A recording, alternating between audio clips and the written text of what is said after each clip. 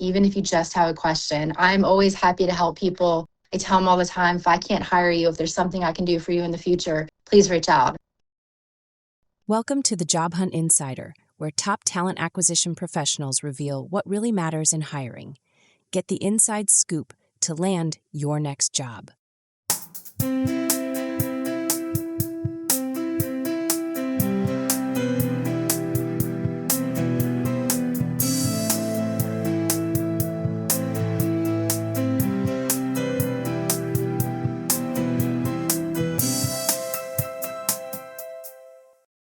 Hi, I'm Rick Boyer. Each episode of the Job Hunt Insider features hiring professionals from various industries, offering tips and strategies to help you navigate the job market successfully. Whether you're starting fresh or changing careers, our goal is to give you the edge you need. Today, we're happy to welcome Nicole Radd. She's a veteran talent acquisition specialist who spent the last 20 years building pipelines for some of the nation's most critical defense and tech programs, from Lockheed Martin's F-35 to cutting-edge mobility startups. She's a master sourcer of top talent, and when she's not matching candidates with high-stake roles, she's juggling life as a proud mom of 3, a grandma, and a dedicated triathlete. Welcome, Nicole. We're so happy you could join us for our first podcast. Hi, Rick. It's so great to be here. I'm really excited about spending this time with you and talking about recruiting processes and candidates and just everything that's involved with the recruiting process. Can you tell us a little bit about your company and what kind of positions you're hiring for? Absolutely. So I work for Mayvin Inc. I've been there just about 3 years now. We're a government contractor, and our positions vary. We have anything from chemists to finance people. So we do a little bit of everything, I would say, as far as what we're looking for. I think our biggest things are we do cyber, we do IT. Like I said, we do chemists, scientists, and I don't know if I said it, but we also do some finance positions as well, along with some others here and there, but those are our biggest ones.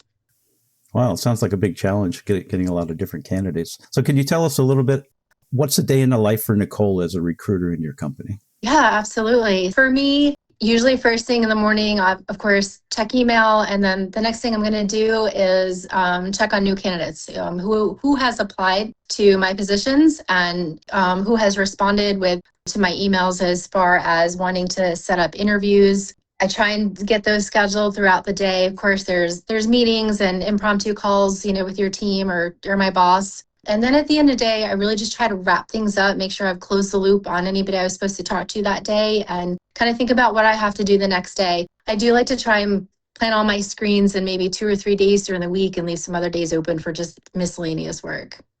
Awesome. I know you have a process. From the time that you create a job posting, are you the one that does that all the way through the hiring process? Can you describe that?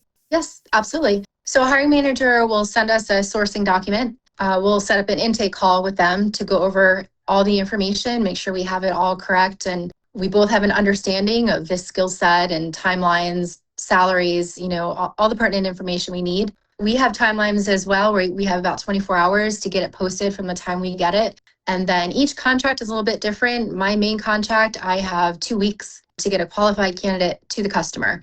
But we'll get the position posted on our website. It gets sent out to all the external websites.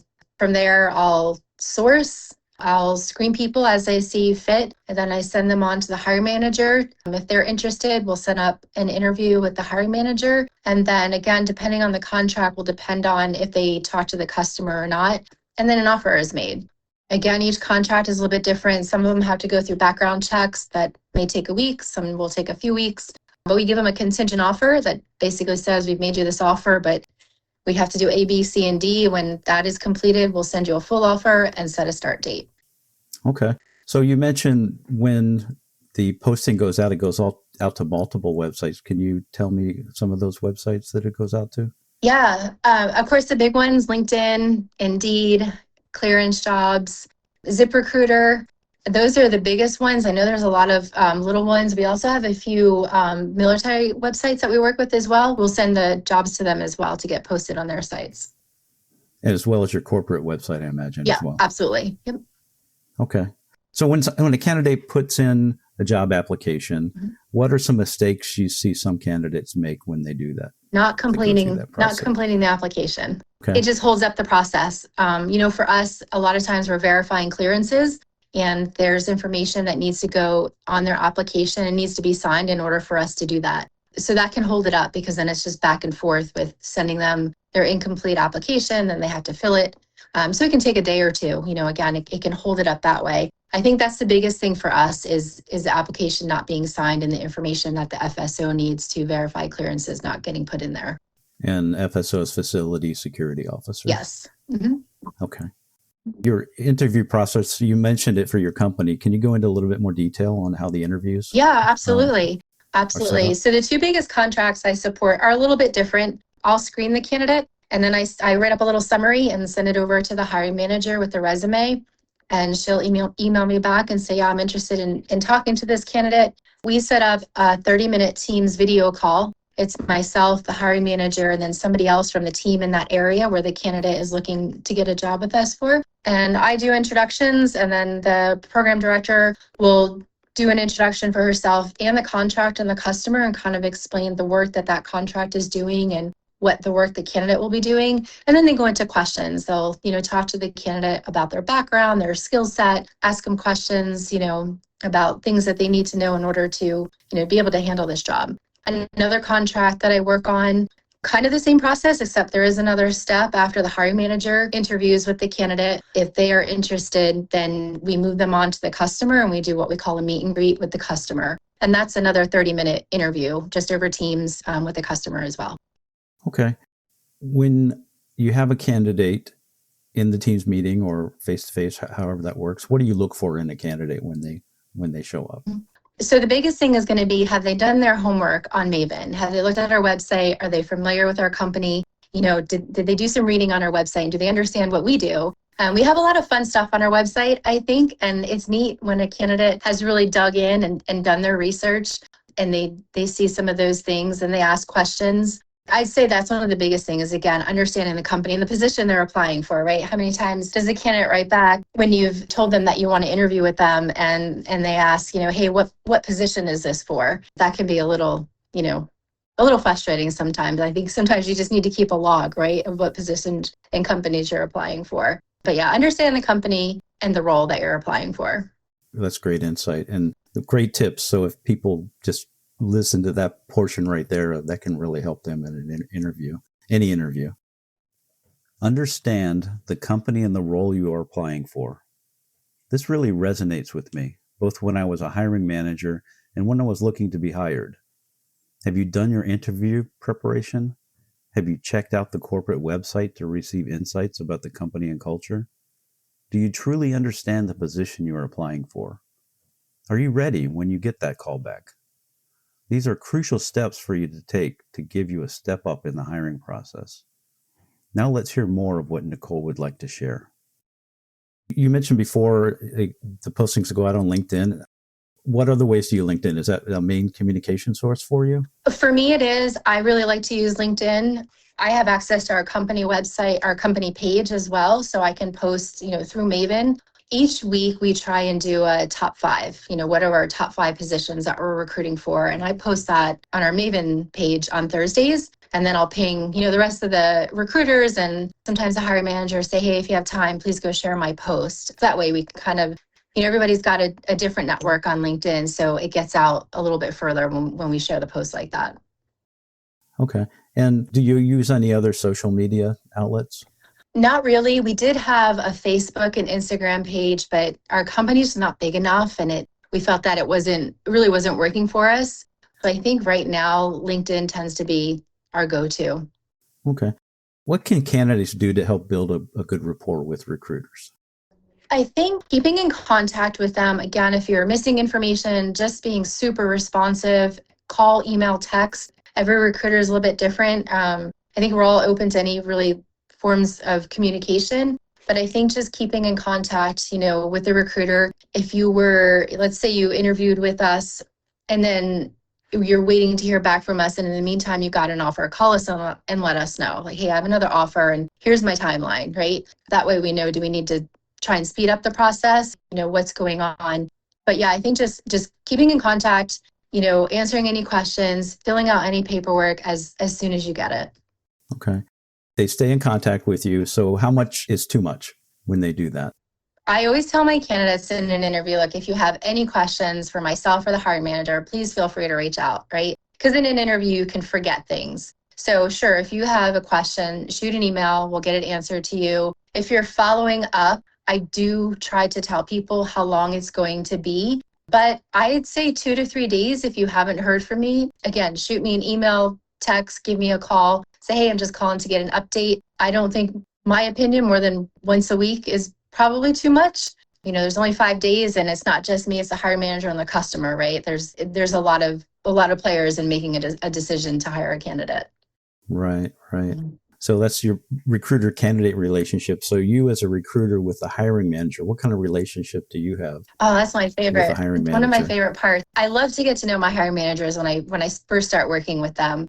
Just kind of who they are, what their background is, and what their expectation is of me. Let's talk about timelines. Let's talk about communication. I have a new hiring manager right now. He came on board this year, and he's on site most every day. So I know I'm not going to hear from him. He's not going to respond until 7, 8 o'clock at night, and that's fine. But it's things like that. I think it's important. It's all about timing, right? We don't want candidates sitting around for days and days. So for me, it's like, let's sit down, get to know each other, understand your work styles, your timelines, and set expectations. And that way we know if something goes more than a day or two, okay, maybe they're just busy, whatever the case may be. But getting to know them and their work style, to me, is very important. Let's switch gears to resumes for a few minutes. Mm-hmm. So what do you look for in a resume? So you get the resume through your system. So when they apply, they upload their resume. I assume that there's a system that screens the resumes for you. Yeah, so we have what we call knockout questions. And if there's things you have to have, we can set up questions so that way if you don't have it, it's not going to come through to us because you're not a fit. But I think as far as resume is up-to-date information, make sure your voicemail is not full. That's a pet peeve for me. I like to leave messages. Make sure your email is appropriate. And then just making sure, of course, any kind of spelling errors, make sure your resume is consistent and it's in an order that makes sense. You've got all your training, certifications, clearances, anything that pertains to your job should be on your resume. You mentioned knockout questions, and I imagine that's super important because when you're working on a contract, you have to meet requirements. Mm-hmm. And if the person doesn't meet the requirements, then you really shouldn't spend a whole lot of time reviewing their resume. Yeah, absolutely. The biggest thing for me, again, on my contracts is the clearance. If you don't have a clearance, I just can't bring you on board. So mm-hmm. that's a knockout question on all of my positions. So all of your positions require clearances? Most of them do. Yeah. Okay, but not all. Okay. Not all of them, but most of them, yeah. You mentioned some common mistakes people make with their resume, spelling errors and things like that. Are there any other red flags that you can think of?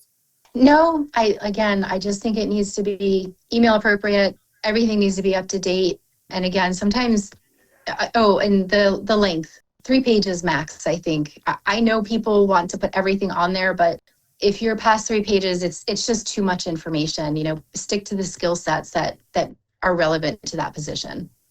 Okay, that's great advice. Because I read some time ago that a recruiter or even a hiring manager doesn't really have time to review the whole resume. If you don't capture their attention in like 7 seconds, that's it. Yeah, I can understand that. And there's definitely some times where I know what I need to see on a resume and I'm just scanning through it real quick to see, are these skill sets, these certifications, are they on the resume? And if they're not, then yeah, I don't want to. I just spoke to a candidate recently. His resume, he came in as a referral, but his resume was, I think it was 11 pages. And it's too much. It's too much information. Right. Okay.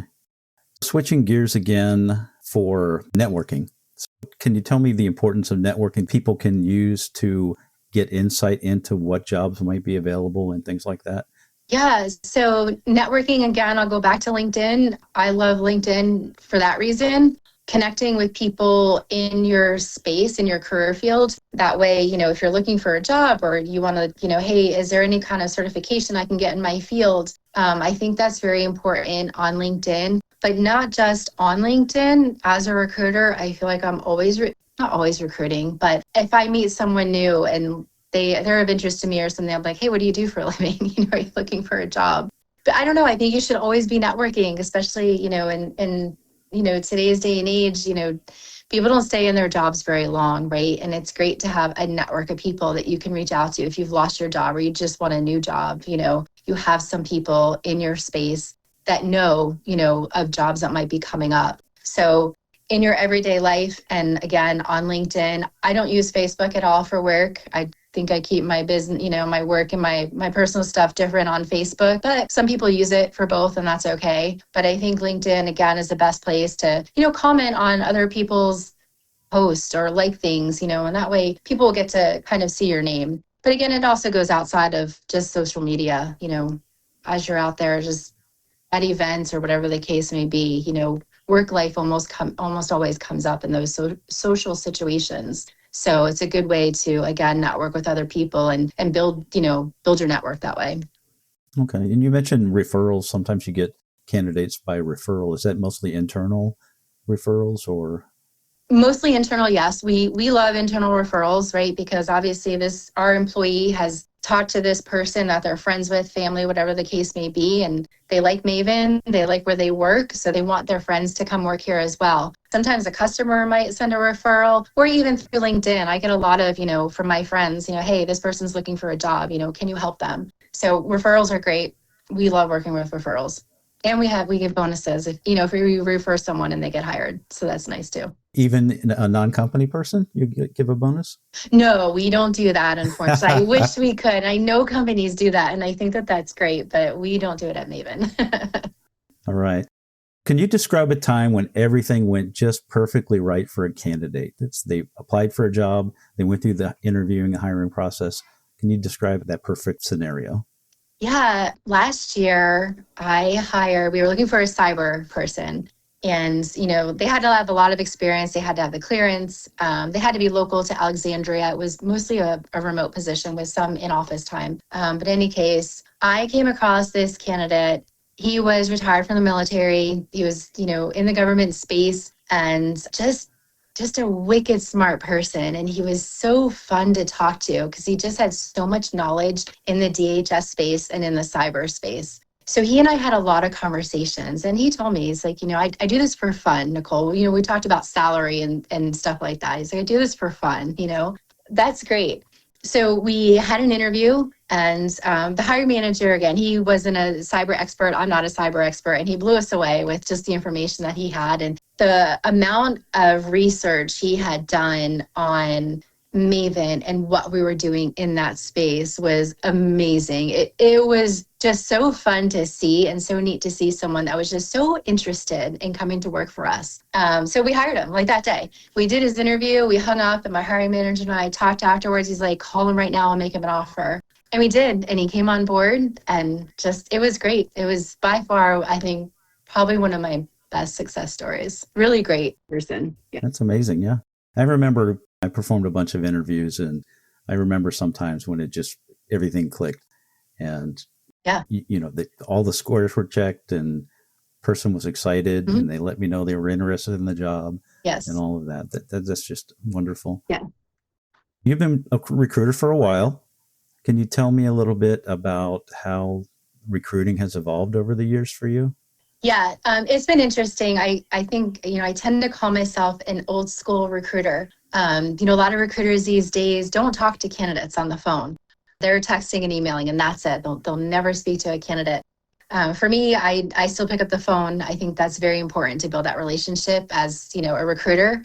But I think that's been the biggest change. A lot of the ATSs these days, you can send a text right from your ATS. I don't do that, but I think, again, that has been the biggest change for me is just interaction between candidates and recruiters.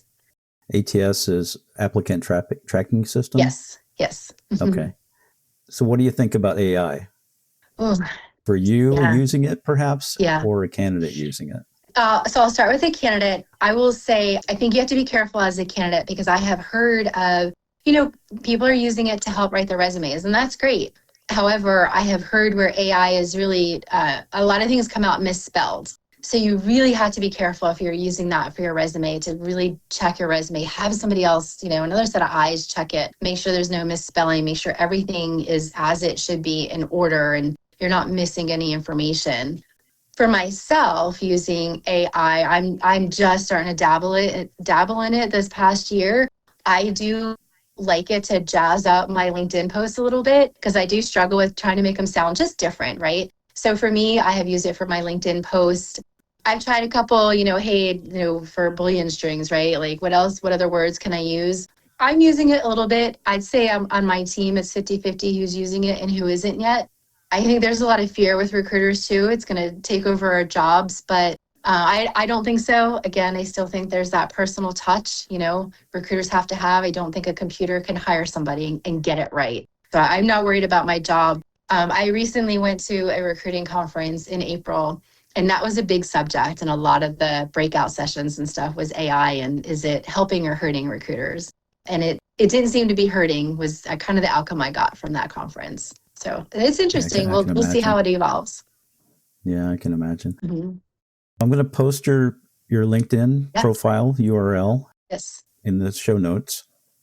But before we leave, is there anything that you would like to tell the audience, the potential candidates? What are some key takeaways that you would like them to know? Yeah, I think, again, we talked about building that relationship with a recruiter. For me, I think that's very important. I like to get to know my candidates. If there's something on their resume, sometimes people put like what their interests are, and I might have something in common with them. So I think that's not always a terrible thing, is putting things like that on there. It makes you a little bit more relatable, and it really kind of makes a recruiter see you not just as an engineer, right? You do more than just work eight hours a day as an engineer. So personal things in your resume is not terrible. If you see my resume, I have a summary on there. It's a little bit different. I would say I put on there, I've done an Ironman. So if I can do an Ironman, I can recruit. So I have personalized mine a little bit too. But yeah, get to know your recruiters. Also, again, with the resume, make sure it's right. And just keep your eye open on LinkedIn. For me, again, LinkedIn, there's a lot of information out there. People are willing to share and help out. So don't be afraid to post questions, ask questions, reach out to recruiters on LinkedIn. Again, even if you just have a question, I'm always happy to help people. I tell them all the time, if I can't hire you, if there's something I can do for you in the future, please reach out. I'm happy to help you with your resume. Yeah, just take that chance and get out there and find the job that you love. Well, thank you so much, Nicole, and we really appreciate you taking time to share some insider information with us. This is the Job Hunt Insider Podcast, and you've done that, and the advice that you've given is certainly great for any kind of candidate with any kind of company applying for a job, and we really super appreciate you being here. Thank you so much, Nicole. Awesome. Thanks, Rick. It was great being here. I appreciate it. That was Nicole Radd from Mayvin, Inc. Here are just some of the things she helped us to understand. What happens behind the scenes when we apply for jobs online? How not fully completing our job application slows down the process. The importance of capturing attention right at the start with your resume. Things to look out for when using AI to help prepare your resume. How to communicate effectively with her and other recruiters. And the best way to prepare for interviews. I appreciate Nicole so much for sharing her insights today. I know her perspective will be incredibly valuable to all of us trying to better understand the hiring process.